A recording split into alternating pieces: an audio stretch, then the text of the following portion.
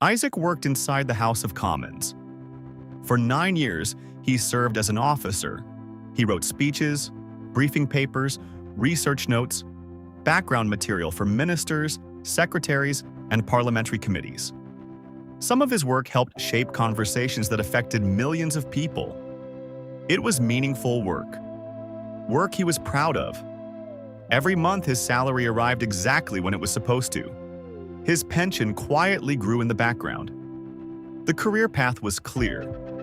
On paper, Isaac had everything people are told to want: a respected institution, a stable income, a secure future. Yet, every few years, something quietly unsettled him. His responsibilities kept growing. His work became more specialized. People trusted his judgment more than ever. But his financial life barely changed. A small annual increment.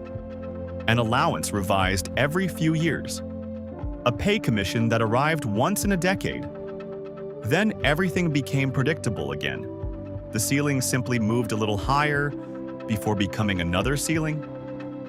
At first, Isaac dismissed the feeling. He told himself what many professionals tell themselves: a stable salary is safety.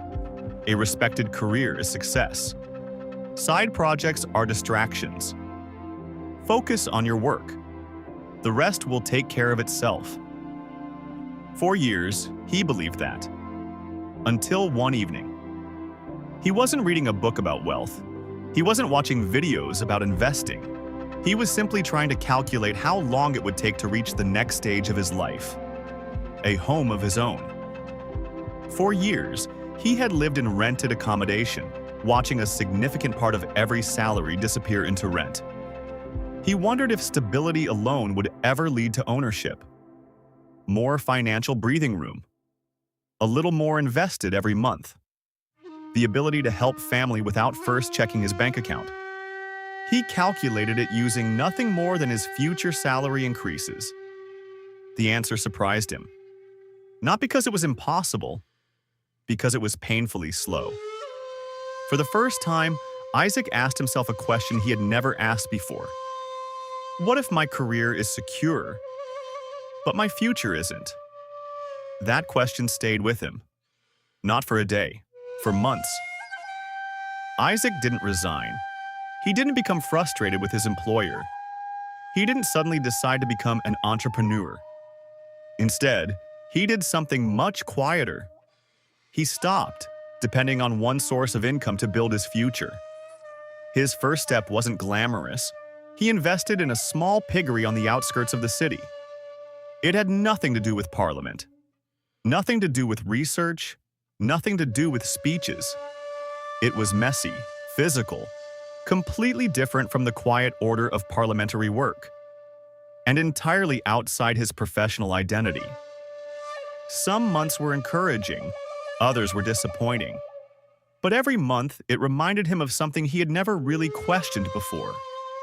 A salary wasn't the only way money entered a person's life. Later, he began preparing detailed project reports for NGOs and cooperatives. The work looked different, but the skills were exactly the same. Research, analysis, writing, problem solving. Inside Parliament, those skills were appreciated. Outside Parliament, those very same skills could also create income. Around the same time, he began sharing what he knew through small YouTube channels. Writing, researching, recording, publishing. The first videos attracted almost nobody.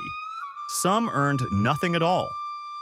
Months passed with little to show for the effort. There were evenings when he questioned why he was spending his weekends working again after an already demanding week. Nothing about the process felt exciting. It felt slow, quiet, sometimes lonely. But something important had already changed. For the first time in his adult life, Isaac realized he was no longer building only a career. He was building assets, not just financial assets, skills that belonged to him, knowledge that could travel, work that could continue creating value outside a single institution. None of these income streams replaced his salary. That was never the goal. The goal was something much simpler: optionality. The freedom of knowing that one employer no longer determined every financial possibility in his life.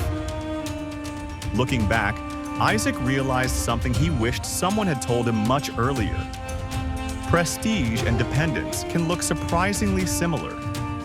Both feel safe. Both feel respectable.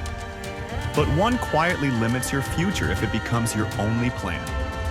Isaac still goes to work. He still values the institution that shaped his career.